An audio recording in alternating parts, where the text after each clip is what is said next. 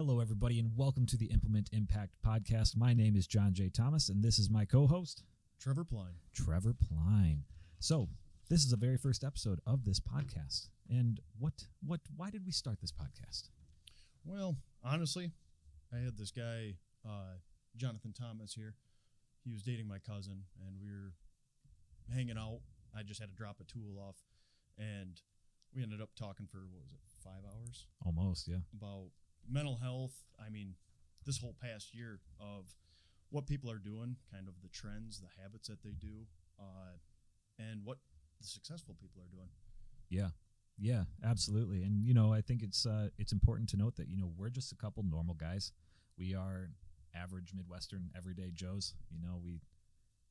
We're there's nothing special about us, but we're both really interested in trying to find ways to improve our lives and the world around us in many ways, especially this last year with the whole pandemic and everything. I don't know if we can say the word. We might get demonetized for that, actually. But, the effects on just the mental, physical, emotional, and spiritual health of everybody, I think that's kind of what we started talking about that first day, right? Yeah, and I mean, it's very discouraging coming from somebody who has already done it. Like, there's a lot of these millionaires which mean to do good, but they come back and they say, here's how to apply this, but it's easy for them because they've already done it. Right. So, I use an example, and Ed Milet, the guy that kind of inspired me to talk to you about doing this. Yeah. He's got his picture of his intro with his jet. He's got his fancy car. Right. I've got 3 eggs and a case of beer. So if I can do this, I think others would actually see that they can do it as well. Yeah, and that's exactly it. We are not perfect. We'll discuss later challenges that we are going to try doing every month, but we like health and we like mental health and all of that, but we definitely have our own problems and we definitely have our own things. Perhaps I drink a little too much bourbon, for example. Maybe there's ways that I can figure that out, or maybe I like pizza a little too much, which I do. I like pizza way too much. Yeah. But I think that you're right. Following along with this of seeing, these are 2 average Joes. If they can do it, I can do it too. They're not some superhuman thing. They're not. I think what we can do is we can really take people along on this journey with us. I completely agree with you. That is kind of what this is about is, this isn't just about talking about how to do things. This is about building a community where everybody helps each other. People can reach out. Things that I think are really necessary after this past year during this whole pandemic. And honestly, as part of this disclaimer, I should say, is I have no idea how to do a podcast, so we are literally winging this. Yeah, this is number 1. We have never recorded anything. This is it. And when I heard that we needed a mixer, I was thinking, what the hell are we gonna make margaritas for? Why do we have a blender? Yeah. But I mean, we are winging this, giving resources to anybody who wants to reach out.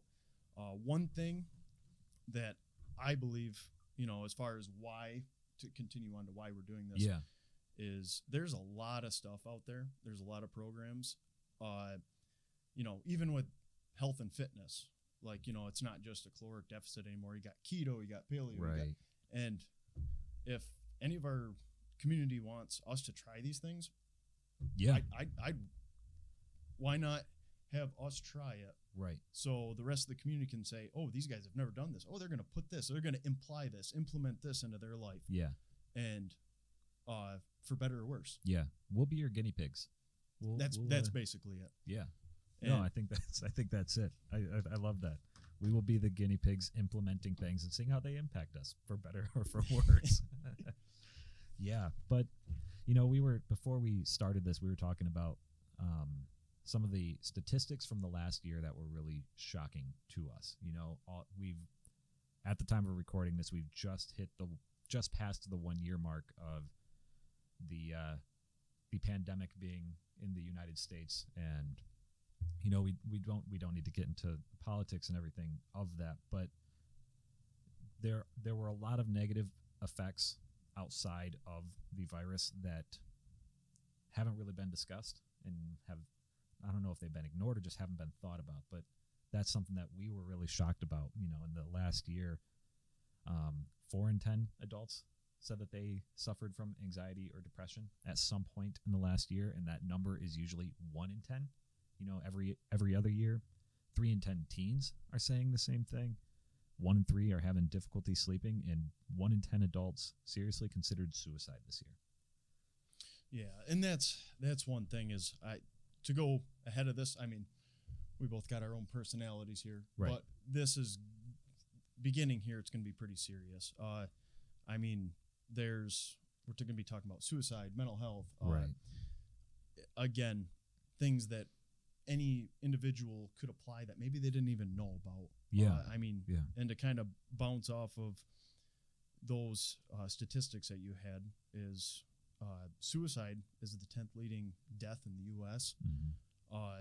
And a lot of people, I mean, I come from kind of a criminal justice background to where whether CPS, corrections, law enforcement, anybody like that, you're kind of taught to build up this wall where it's like, look, you're used to going to domestic violences, you're used to going to here, you're used to seeing kids get abused, but they don't really tell you how to actually deal with that. And I think they're kind of turning now to looking into it because law enforcement and corrections officers, it's an all-time high for suicides right now. Yeah. But it's not just them; it's the whole world. There's a lot of college kids who go out and build a bunch of debt up, and then all of a sudden, the world shut down.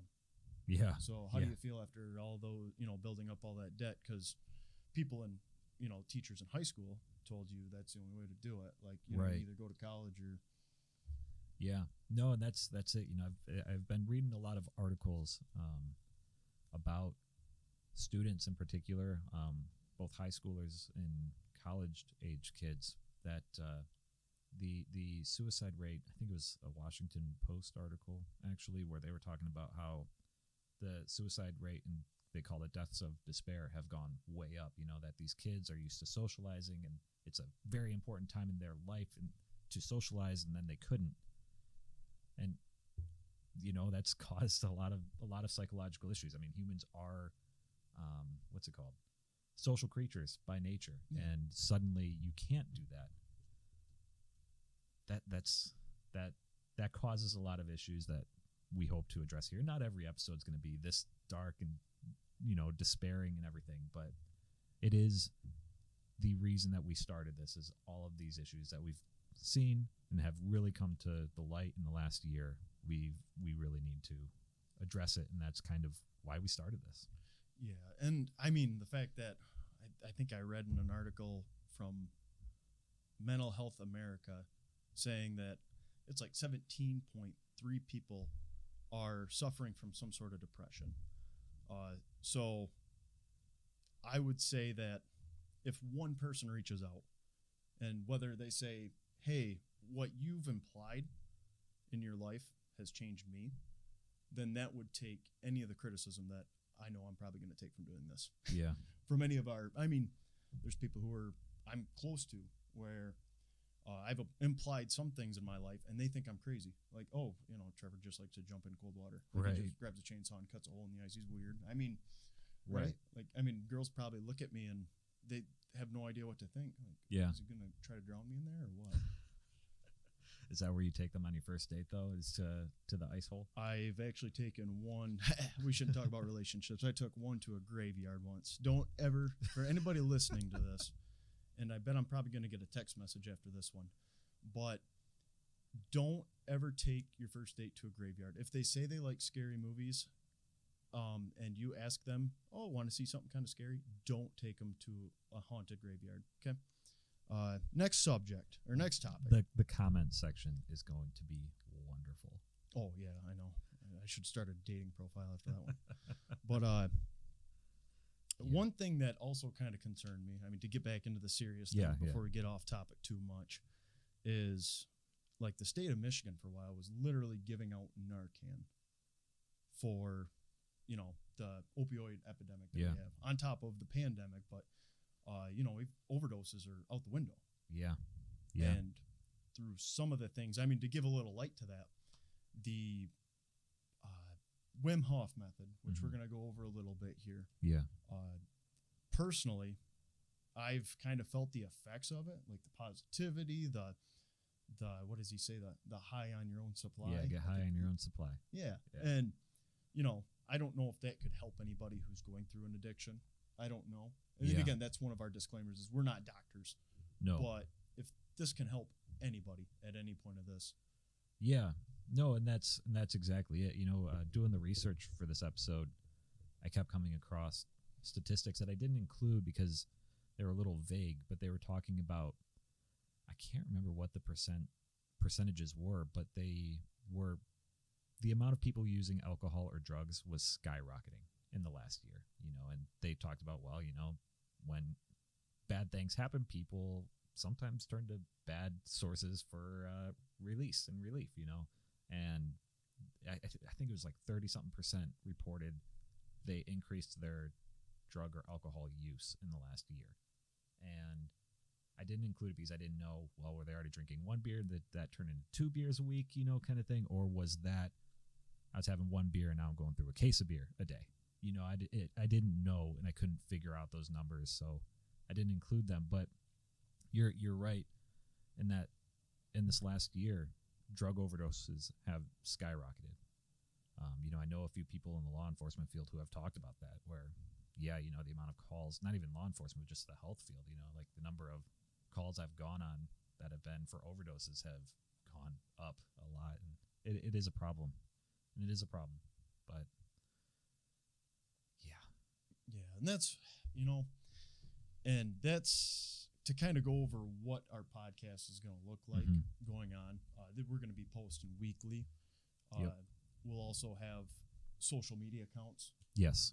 Yeah, follow us on YouTube. If you're watching the video, you're on YouTube. All the major podcast platforms, but also Instagram, Facebook, and LinkedIn. Just search Implement Impact, and we should be right up there. And this is right now where they said that, they show the pictures of Amazon starting in a garage, Google starting in a garage. Okay, we don't have a garage, so, I was like, that'd be kind of nice. But we're going to go along with it regardless. Yeah, they're starting higher than we are. Exactly. So if we go big, then that means something. But that's one thing we're looking for is weekly. We're going to have challenges. Yes. I'm hoping to actually get guests on here. Yes. Reach out to some big names who actually have implemented these things in their life to show you, hey, we've been in the low place wherever you're at. Yeah. And this is what we've done to actually get out of it. Yeah. Yeah, we are all human. We aren't in this alone, no matter how much it may feel like that at times. And that's exactly it. And that's, with this weekly thing, with the social media accounts, with all of these things, we're really hoping to build a community that supports one another. That really, a community of humans who are all trying to find their best selves to really improve their own lives and, implement things that will impact their life in a positive way, right? Hence are you seeing where the name came from? Yeah, we figured that out. But I think that's the big thing. And like you said, weekly podcast. Find us on social media. We'll be posting there all the time, engaging with you all the time. And guests and the challenges. And the challenges are something that I'm really excited about because essentially it is like having however many people listen to this, that many accountability partners. So what's this first challenge that we're thinking about? I don't know. I got a few of them written down here, but I'm thinking the 5 o'clock challenge. 5 o'clock challenge. All right. Explain to me and to everybody else, what is the 5 o'clock challenge? The 5 o'clock challenge is, and again, I encourage everybody to, if you're not already getting up early, get up early because in order to, they say in order to win the day, you got to win the morning. Yeah. I mean, I've kind of implied it a little bit to where I get up and I've got 5 miles in before anybody wakes up. Like, boom, I'm already ahead of the game. I probably burn more calories in my first half hour of being awake than people do in a whole day, especially now.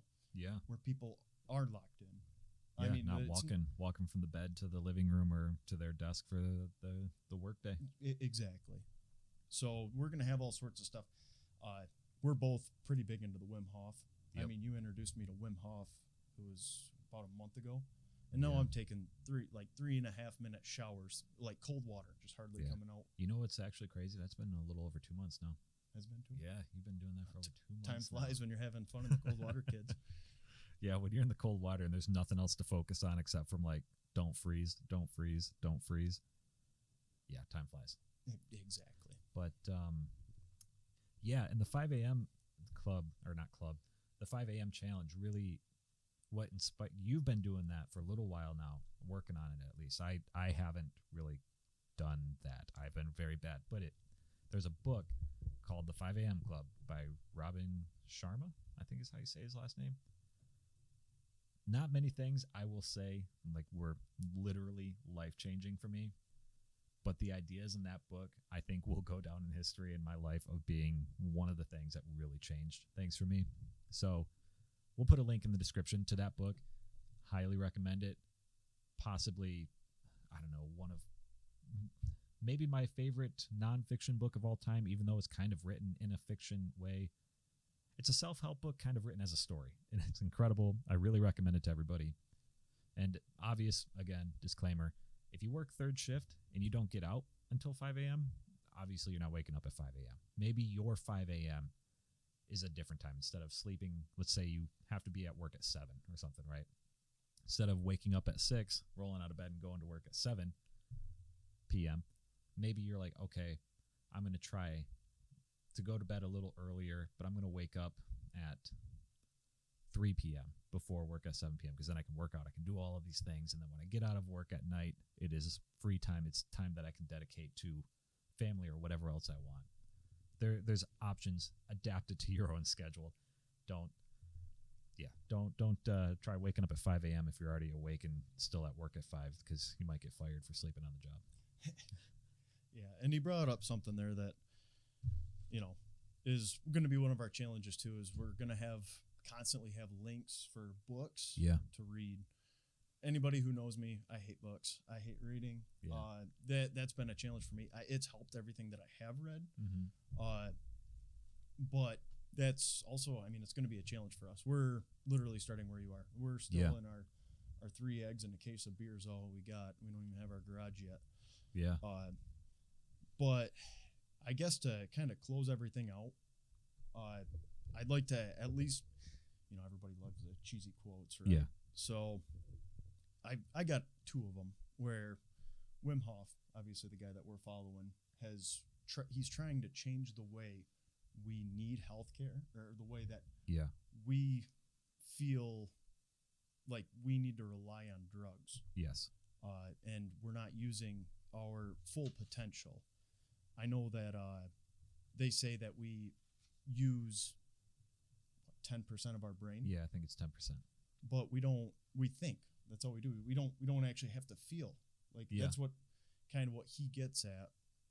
And one thing that he hits on is, I mean, I am not much of a camera person. I'm really not.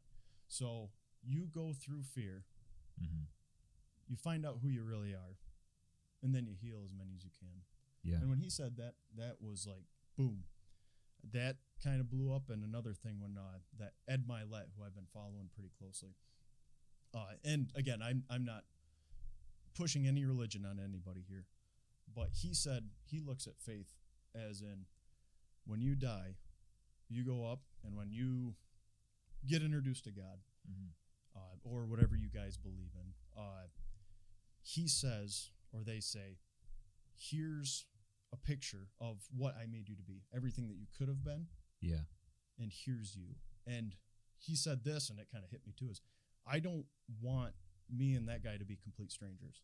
Right. I want to know that, I mean, the fact that we started this and hopefully it grows. Right. And hopefully our whole community grows. But I want everybody who is listening to this know that you can do more. And there's going to be a lot of people who say that you can't. Yes. And here we are in a living room. Yeah, in a living room in Michigan with, I don't know, not the most expensive equipment, but trying something with cars in the background. I don't know if you can hear that. But yeah, you will. And don't be discouraged by those people who are telling you, oh, you can't do this. Oh, you'll never amount to anything.